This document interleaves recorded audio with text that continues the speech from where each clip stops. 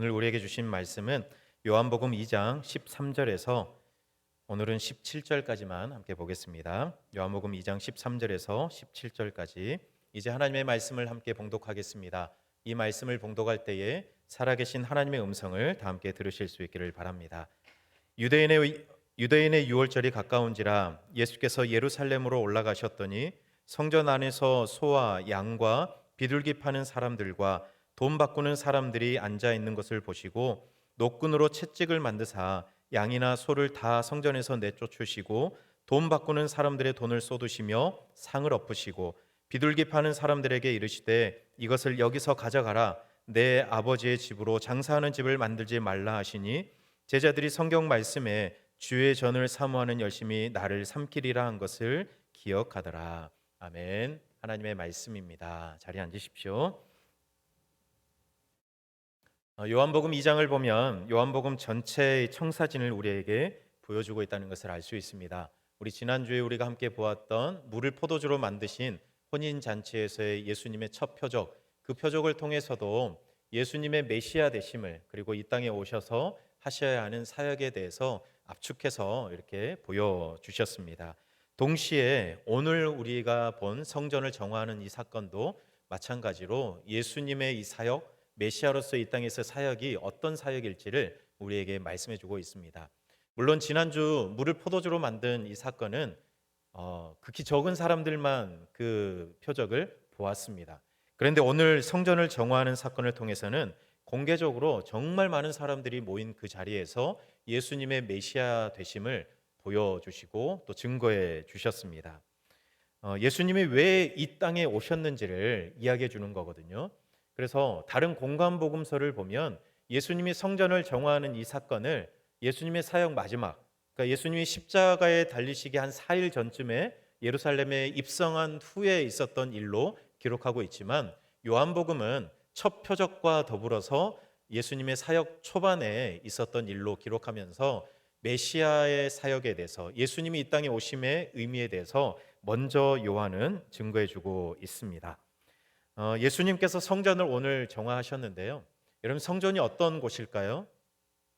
성전이 언제부터 시작되었을까요? 여러분, 성전을 우리가 생각하려면 성전의 전신이라고 할 수 있는 성막, 회막에 대해서 우리가 먼저 생각해 볼 필요가 있습니다. 이스라엘 백성들이 출애굽했잖아요. 출애굽해서 시내산에서 우리 하나님께로부터 율법을 받을 때에 그때 하나님께서는 모세에게 회막의 이 설계도를 주셨습니다. 자세하게도 적으셨어요. 기둥과 천과 그것들을 어떻게 어떤 종류로 해야 할지를 자세하게 기록해 놓으셨어요. 근데 왜 하나님은 그 회막을 만들게 하셨을까요? 출애굽기 25장 22절을 보면 거기서 내가 너와 만나고 이렇게 말씀하세요. 하나님께서 회막을 만들라고 하신 이유는 회막에서 하나님의 백성들을 만나고 싶으셨기 때문에 우리 하나님은 모세에게 회막을 만들도록 명령을 하셨습니다. 수많은 율법을 주시면서 그 율법을 지켜가는 것, 그게 거룩한 하나님의 백성들의 모습이고 정체성이라고 할 수 있지만 더 중요한 것은 하나님께서 그 회막에서 하나님의 백성들을 만나는 그 만남을 통해서 이스라엘 백성들, 하나님의 백성들의 정체성이 세워지는 거죠. 율법을 지키는 것보다 더 중요한 것은 하나님을 만나는 겁니다.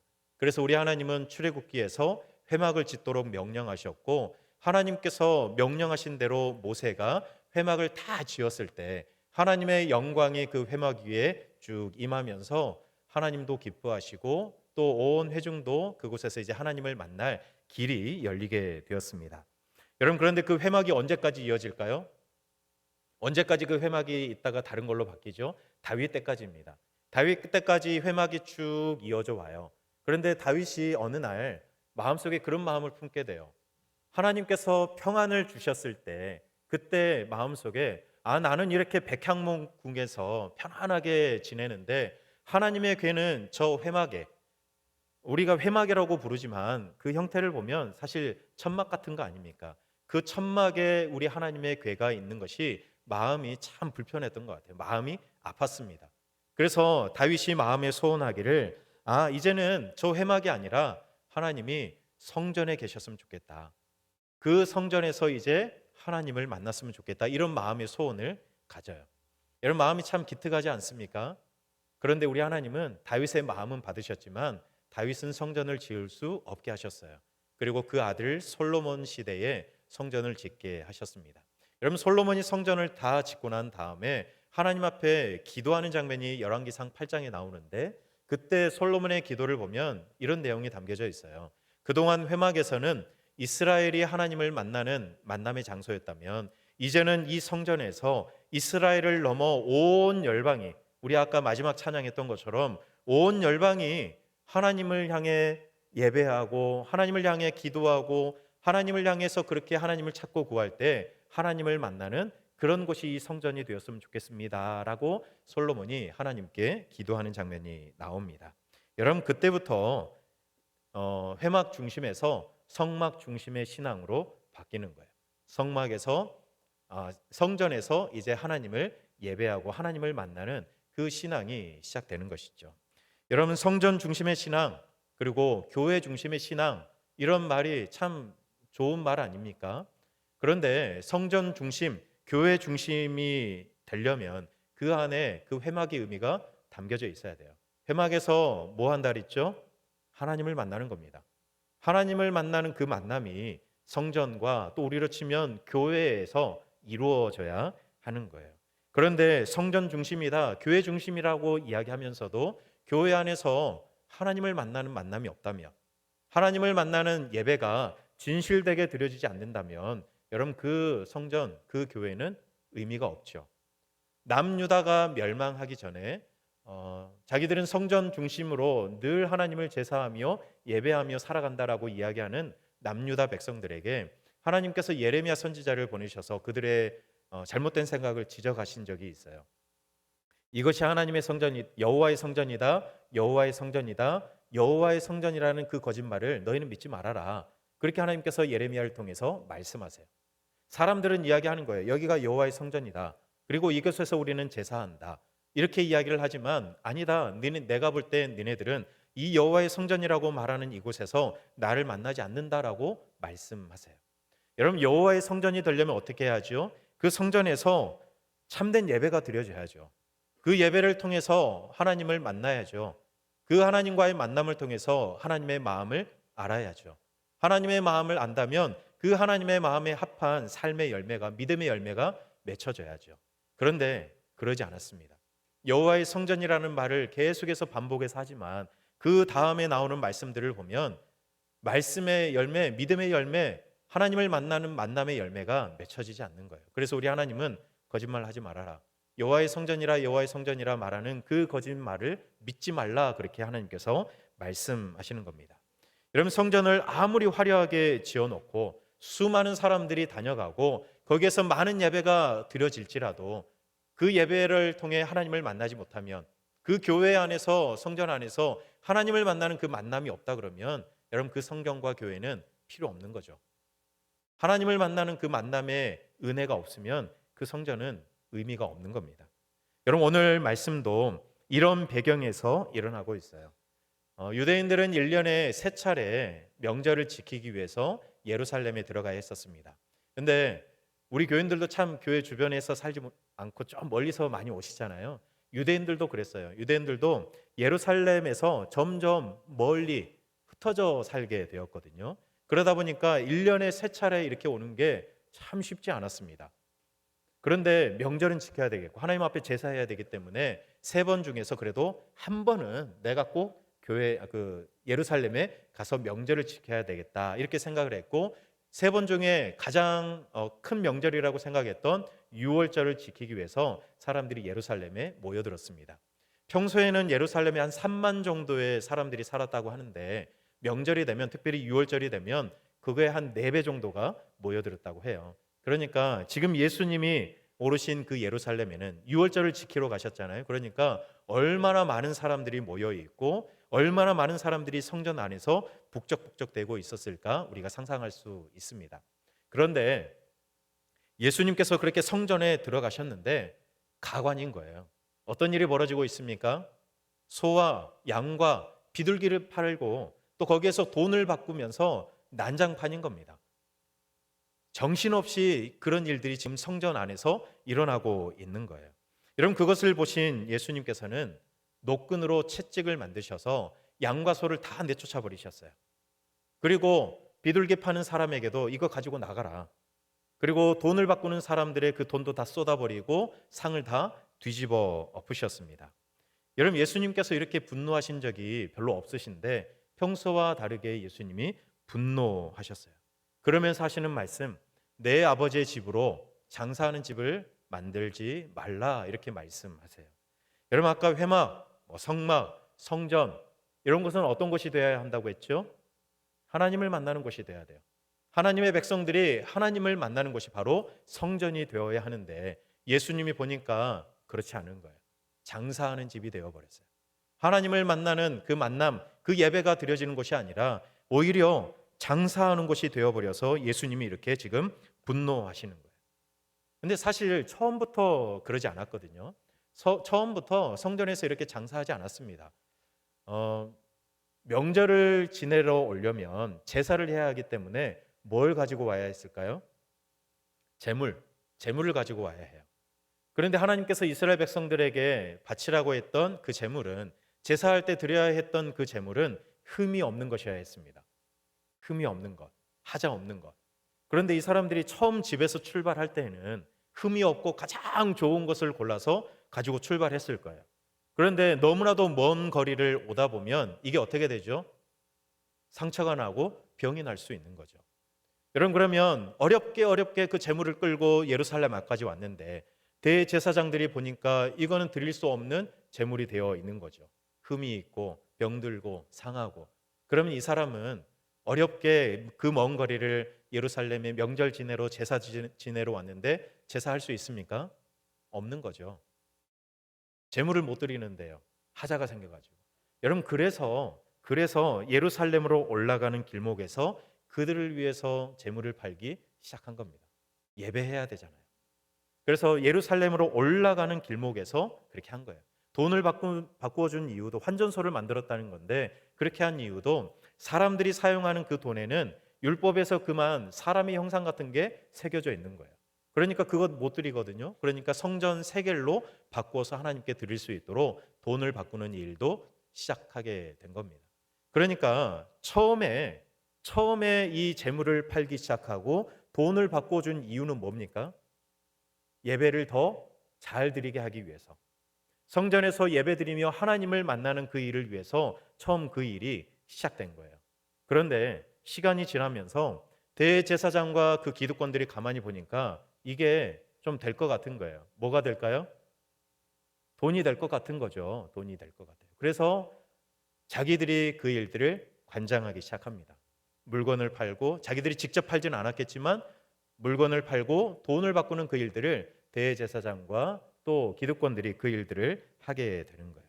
여러분, 성전 안이라고 했잖아요. 원래는 예루살렘으로 올라가는 길목에서 하던 일들이 점점 성전 안으로 들어오게 되었는데 여기서 말하는 성전 안은 대개 이방인의 뜰을 이야기합니다. 그럼 이방인의 뜰은 이방인들이 성전 안까지 들어가지 못하기 때문에 이방인들이 예배할 수 있도록 성전 바로 바깥에서 성전 안을 들여다보면서 예배할 수 있도록 만들어 놓은 곳이에요. 그런데 거기에서 장사를 하고 있는 거예요. 그럼 이방인들은 어디서 예배 드릴까요? 이방인들이 예배 드려야 할 그 자리에서 자리를 차지하고 장사를 하기 시작했으니 이방인들이 어디서 예배 드립니까?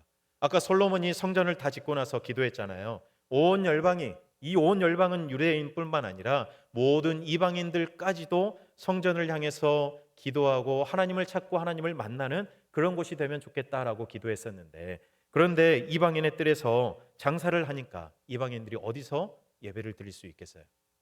처음 시작은 예배를 더 잘 드리기 위해서 재물을 팔았지만, 그런데 결국 그것이 예배를 방해하고 깨뜨리는 일이 되어버린 겁니다.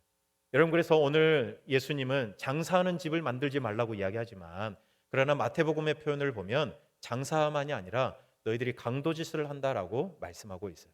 강도짓을 하고 있다. 여러분, 그래서 예수님이 분노하신 거예요. 그냥 단순히 그 성전에서 물건을 사고 파는 상거래가 이루어졌기 때문에 분노하신 것도 있겠지만 더 깊은 의미로는 성전 안에서 하나님을 만나야 하는데 그런데 그 하나님과의 만남이 없기 때문에 예수님이 분노하신 겁니다. 그래서 예수님이 들어가신 그 성전은 더 이상 성전이 아닌 거예요. 그래서 예수님이 왜 오신 겁니까? 그 성전을 성전되게 하기 위해서, 하나님과의 만남을 다시 회복시켜 주기 위해서 예수님이 오신 거예요. 그래서 우리가 오늘 읽지는 않았지만 제가 다음 주에 이어서 볼게요. 성전을 헐어라. 내가 사흘 동안에 다시 일으키겠다. 예수님이 그렇게 말씀하신 거예요. 물론 눈에 보이는 성전은 아니지만 예수님의 몸을 가리켜 하신 말씀이긴 하지만 성전은 하나님을 만나는 그 본질이 반드시 있어야 하는데 그게 무너진 성전을 내가 다시 일으키고 회복시키려고 내가 왔다는 것을 예수님이 말씀하고 있는 겁니다. 여러분, 교회는 어떤 곳이어야 할까요? 교회는 여러분 어떤 의미를 가지고 있어야 할까요? 회막과 성막, 성전, 이것들이 가지고 있었던 의미가 교회까지 이어진 거 아닙니까? 하나님을 만나는 곳이 되어야 합니다. 교회는 하나님을 만나는 곳이에요. 여러분, 우리가 교회에서 이 예배를 통해서 하나님을 만나는 그 은혜가 있어야 되거든요. 여러분, 오늘 교회에 오셨잖아요. 왜 오셨습니까? 예배하러 오셨잖아요. 여러분, 왜 예배하십니까? 하나님을 만나기 위해서 예배하는 거 아닙니까? 여러분, 그러면 오늘 아침에 교회 오시면서 그 생각으로 오셨습니까? 내가 오늘 교회 가서 예배를 통해 하나님 만나야지. 혹시 이런 마음으로 오셨습니까? 한번 생각해 보시길 바랍니다. 여러분, 혹시 예수님이, 오늘 요한복음 2장에 계시는 예수님이 여기 오시면 어떨까요? 막 노끈을 이렇게 막 흔들면서 여기 오시면 어떠시겠어요? 어디 신당중앙교회 한번 보자 이러면서 오시면 어떨까? 정말로 채찍을 흔들면서 휘두르면서 쫓아내야 할 것들이 혹시 우리 교회 안에 있지는 않을까? 이런 생각을 하면 참 아찔하죠. 처음에는 오늘 그랬던 것처럼, 이스라엘이 그랬던 것처럼 성도들이 더 예배를 잘 드리게 하기 위해서 시작했던 것들이 시간이 지나면서 오히려 성도들로 하여금 예배를 방해하고 하나님을 만나지 못하게 하는 그런 것들 혹시 교회 안에 있지 않을까? 여러분, 뭐가 있겠다고 생각하십니까? 없으면 참 다행인데 혹시 그런 것들이 우리 교회 안에 혹시 있지 않을까? 이런 생각하면 참 두려운 마음도 듭니다. 그래서 이거 한 가지 제가 이거 굳이 찾아봤는데, 혹시 오늘 오면서 성경책 가지고 교회 오신 분 계십니까? 성경책 가지고 교회에 왔다. 네. 5분의 1도 안 되네요. 어느 날 제가 그런 생각이 들었습니다. 성경책 가지고 오시는 분들이 진짜 많이 없어요. 왜? 여기 다 보여주거든요. 가사도 다 보여주죠. 성경 말씀도 다 보여줘요. 그리고 이거 아니면 요즘에는 스마트폰, 물론 그게 더 글씨도 크고 찾기도 쉬우니까 그럴 수도 있죠. 그런데 한편으로는 그런 생각이 들었어요. 뭐 일주일 동안 사실 성경책 보든 안 보든 그건 둘째치고 주일날 교회 예배드리러 가면서 성경책 이렇게 먼지 털어서 그래도 이렇게 들고 오는 가운데 그래도 하나님을 만나려는 그런 마음이 이 성경을 드는 내 손 가운데 있지 않을까, 그런 생각이 들었습니다. 그러지 않을까요? 저는 그런 생각이 들더라고요. 그래서 어느 날은 그냥 파격적으로 이 화면을 없애버릴까? 막 이런 생각도 가끔 합니다. 네. 근데 어떻게 생각하세요? 이게 왜 생겼을까요? 여러분들 조금 더 편안하게 하나님 예배하고 더 예배에 집중하게 하기 위해서 시작한 거 아닙니까? 그런데 어느 날 보니까 그게 아닌 거예요. 물론 그렇게 예배 드리시는 분들도 있지만, 그러나 때로는 누군가는 오히려 이 화면이 하나님을 향한 마음을 조금 축소시킨 것은 아닌가, 이런 생각이 들었습니다. 다음 주 와도 있을 겁니다. 네, 무거워서 제가 못 내려요. 여러분, 교회는 어떤 곳이 되어야 할까? 우리 교회는 어떤 곳이 되어야 할까? 하나님을 만나는 곳이 우리 교회가 되어야죠. 우리가 드리는 예배 가운데 임재하시는, 우리 아까 찬양으로 계속해서 반복해서 했잖아요. 하나님이 오셔서 우리를 두드리시고 우리를 찾아오셔서 우리를 만나기 위해서 두드리는데, 우리는 마음의 문을 활짝 열고 우리 주님을 영접하고 예배해야 되잖아요. 그 예배를 통해서 우리 하나님을 만나야 하잖아요. 여러분, 우리 교회가 그런 교회가 되었으면 좋겠습니다.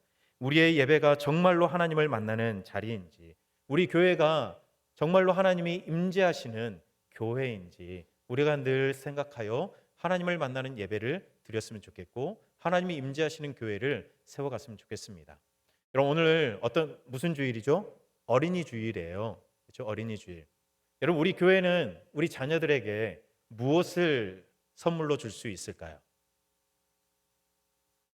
여러분, 자녀들, 손자, 손녀들에게 어린이날 선물 뭐 주세요? 안 주셔요? 네. 우리 자녀들에게, 우리 다음 세대들에게 무슨 선물을 줄 수 있을까요?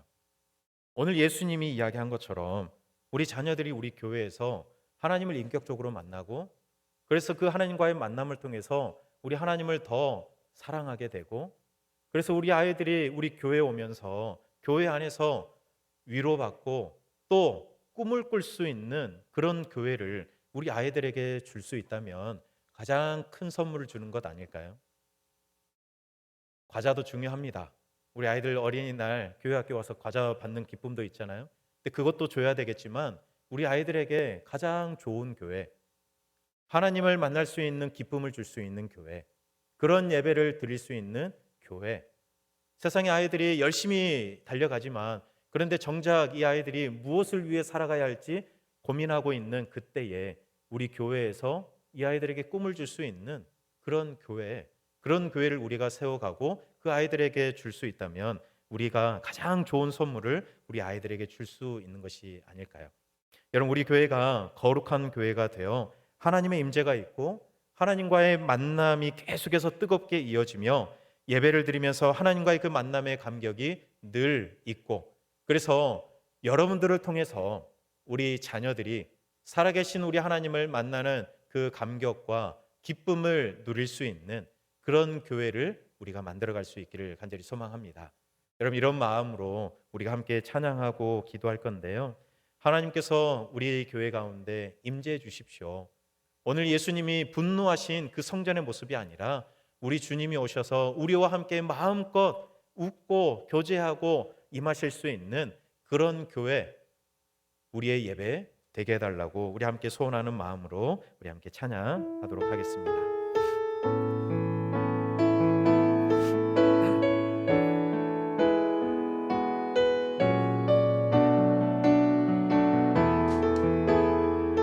하늘의 문을 여소서, 하늘의 문을 여소서, 이곳을 주목하소서. 주를 향한 노래가 꺼지지 않으니 하늘을 열고 보소서. 이곳에 임재하소서. 주님을 기다립니다. 기도의 향기가 하늘에 닿으니 주여 임재하여 주소서. 이곳에 오셔서 이곳에 앉으소서. 이곳에서 드리는 예배를 받으소서. 주님의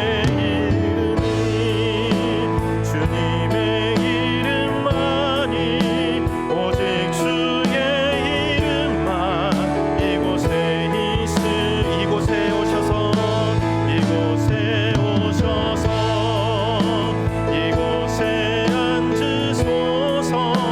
이곳에서 드리는 예배를 받으소서. 주님의 이름만이, 오직 주의 이름만 이곳에 있습니다. 우리 시간 마음의 소원을 담아 함께 기도하겠습니다. 하나님, 우리 신당중앙교회가 하나님의 임재가 살아있는 교회 되게 해주시옵소서. 영과 진리로 드려지는 이곳에서 이 예배 가운데 하나님과의 진정한 만남이 늘 이루어지게 해주시옵소서. 하나님, 그래서 우리 자녀들도 우리 교회 안에서 살아계신 하나님을 만나고 그 하나님을 만난 그 감격과 기쁨으로 믿음으로 자라가는 우리 자녀들 되게 해달라고 오늘 말씀 기억하면서 우리 함께 기도하겠습니다. 사랑의 하나님, 그렇습니다. 우리 주님께서는 우리를 늘 만나길 원하셔서 하나님 회막을 짓게 하시고 성막을 짓게 하셨고 또 교회를 세우셨는데, 하나님 우리 신당경환교회가 하나님의 임재가 살아있는 교회 되기를 간절히 소망합니다. 영과 진리로 드려지는 모든 예배 가운데 살아계신 하나님과의 진정한 만남이 있는 그런 예배가 되기를 간절히 소망합니다. 하나님, 주님 앞에 나오는 우리의 마음을 하나님께서 붙잡아 주시고 하나님 늘 주님 만나길 간절히 사모하는 마음으로, 소원하는 마음으로, 하나님 그 마음으로 주님 앞에 나와 예배할 수 있는 하나님의 사람들 되기를 간절히 기도합니다. 하나님, 우리가 우리 자녀들에게 줄 수 있는 큰 선물이 무엇이겠습니까? 유일한 선물, 하나님 우리 교회 안에서 우리 아이들이 정말로 살아계신 하나님을 만나고 그 만남을 통하여 기쁨으로, 하나님 은혜로, 믿음으로 자라갈 수 있는 우리 자녀들이 되기를 간절히 소망합니다. 하나님, 우리가 먼저 그 교회를 만들어가게 도와주시고 세워가게 도와주시고 먼저 주님을 만나는 그 기쁨을 날마다 누리며 살아갈 수 있는 저희들 되게 해 주시옵소서. 하나님, 예수님께서 6월절 성전에 오르셔서 성전이 성전답지 못해 그것을 뒤집어 엎으셨습니다. 하나님을 예배하며 하나님을 만나야 하는 곳이 성전이고 또 교회여야 하지만 그 본래의 모습을 잃어버렸기에 예수님이 마음 아파하시며 또 책망하셨습니다. 하나님, 오늘 우리 교회의 모습은 어떻습니까? 간절히 원하는 것은 하나님을 만나야 할 교회가 우리의 욕심에 물들지 않게 해주시고 오직 하나님만을 예배하기를 원합니다. 오직 하나님과의 만남만 있기를 원합니다. 오직 하나님의 임재가 있는 교회가 되기를 원합니다. 하나님, 그 일에 우리 모두를 사용하여 주시옵소서. 하나님, 그래서 우리의 자녀들도 우리 교회에서 하나님을 만나는 은혜를 누리게 하시고, 그래서 하나님을 더욱 사랑하여 자라가는 우리의 자녀들 다음 세대를 되게 해 주시옵소서. 예수님 이름으로 기도드립니다. 아멘.